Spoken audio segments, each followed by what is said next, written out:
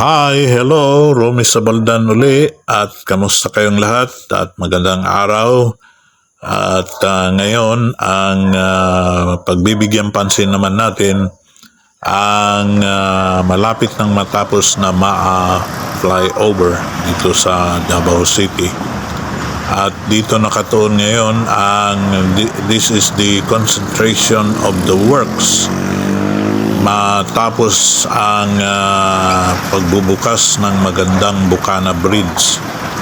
Ito ngayon dito nakatuon ang mabilisang trabaho para ang flyover na yan makikita natin na formado na at makikita mo ang laki ng kanyang mga piers o mga columns, mga poste niya pag may mga dumadaang mga kagaya niyang mga motorsiklong dumadaan. Dito ang kanyang MSE walling ay umabot na sa kanyang naka-slope na. Yan na yung slope niya, yung uphill, downhill. Dito naman ang sa southern side of the bridge at makikita natin na isang lane na lang din ang kukumplituhin sa pagkukongkrito. Dito yan, 4 lanes yan. Ito isang lane na lang at ang hindi pa naumpisahan. Pero ito ay handa na sa pagbubuhos. Di mo na kailangan pormahan dyan dahil sa magkabilaan niya ay simentado na. Iyan yung makikita mo dito sa side papuntang Bangkal sa ngayon at baka sa pagbabalik natin ang muling update natin ay baka matatapos na ang concreting ng kanyang road approach at dito na tayo. Ito na yung flyover mismo. Yan, makikita mo yung signage ng Phoenix Gasoline, yung pulang yan. Nandito tayo ngayon sa tulay mismo sa itaas at yan makikita mo sa ibaba yung galing Bangkal na mga sasakyan papuntang patungong Buhangin naman yan at transition tayo dito sa ako'y nagagandahan dito sa kanyang metal barriers. Parang disenyo siya ng halos kapareha ang disenyo niya sa yung tulay sa Leyte, San Juanico Bridge. Kaya nga lang may magandang color variation siya. Doon sa kabila, sa magtuon side, wala pang naikabit na mga metal barriers. Dito pa lang sa Maa side. Yan makikita mo sa ibaba. Mga establishmento at saka yung road widening niya at mahaba-haba na ang naikabit nilang mga metal barriers dito at inumpisahan na rin ang asphalt overlay ng flyover. Yan o. Dito tayo mismo malapit na sa pinakagitna ng 800 meters na almost 1 kilometer din yung kasama yung mga road approaches, mga 1 kilometro din yan ang haba ng flyover na ito. Yan yung sa Maa side, yung sa ilalim at yan yung Phoenix nga. Dito na tayo mismo sa pinakagitna ng flyover.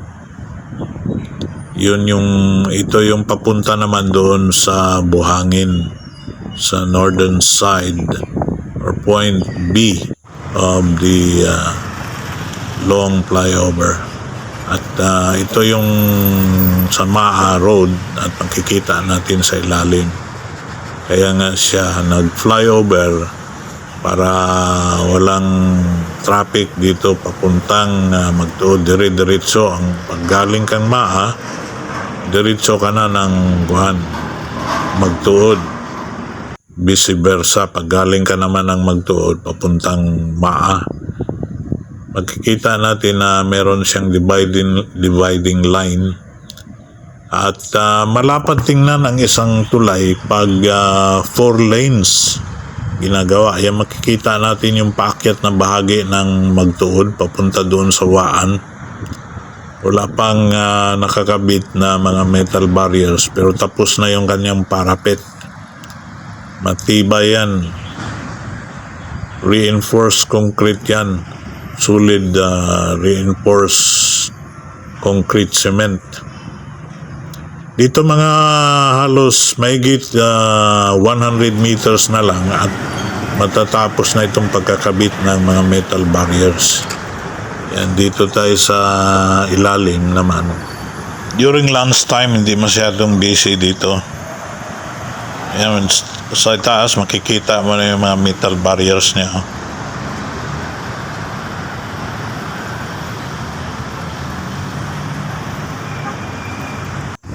Dito naman kung saan ikakabit itong expansion joint between the road connector or road approach and the flyover, ay tinatapos na rin nila dito ang trabaho. At makikita nga natin na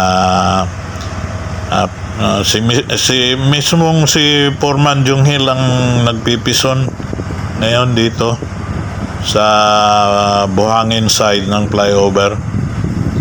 Muranig boxer si Foreman Junghil ba? Mukhaon, pudyot-pudyot lang niya, balik dayo trabaho. Busy yun sila dari. Yan yung mga establishments na makikita natin sa ilalim papuntang buhangin. Yan, makikita mo na itong parapet niya is really reinforced concrete. Reinforced concrete cement talaga yan. Dito isang lane na lang din ang tatapusin nila at mabubuo na itong 4 lanes. Malapad ito, 4 lanes na road approach, papuntang 4 lanes din ng flyover. Maganda kasi gagastos ka na lang din sa napakalaking gasto sa kanyang substructure. Yung mga pile foundations niya ay dapat gawin mo ng 4 lanes para sulit na yung gastos mo sa substructure at mas malapad ang tulay. Mas malapad kasi ang tulay tingnan pag 4 lanes talaga siya. Hindi siya masikip. Iba kasi ang mararamdaman mo pag sa kalsada lang na regular roads. Pag 2 lanes lang, hindi ka hindi masyadong masikip ang yung pakiramdam pag kalsada. Pero pag tulay, 2 lanes lang, masikip masyado siya. Dapat 4 lanes. Ito, 4 lanes ito. Kaya siya umabot ng bilyon din yung gastos niya. Yan yung mga malalaking truck. Pag natapos na ito, dito na sila dadaan. So, makapagtrabaho naman sila doon sa road widening sa ilalim. Mas mabilis na trabaho ang magagawa nila doon. Pag dito na dadaan itong ang concentration of traffic kasi is going to Bangkal at saka going from Bangkal going to Buhangin eh. Diyan ang malalaking mga sasakyan dyan. Kaya matraffic siya. Pero this will be decongested by February siguro. Buo na talaga ito eh. Hindi matatapos ang February, buo na ito. Ito na lang kanyang road widening ang tatapusin dito. So ito na yung pinaka-latest update natin sa Maa flyover. At sana nga ay matatapos na ito by January na ngayon, by February. Yan o, tapos naman yung MSC walling niya na para sa kanyang downhill, uphill ride ng tulay. Maraming mga lilim dito dahil yan, yung sa mga malaking simbahan dyan at saka mga high-end subdivisions. Kita mo na dito yung forma ng ng malaking flyover na ito. Saka dito makikita mo yung mga imburnal. So magkakaroon pa sila dito ng drainage work.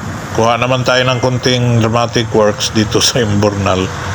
Dito mismo sa papuntang Magtuod. Yung cruising ng Magtuod. At saka papuntang Maha.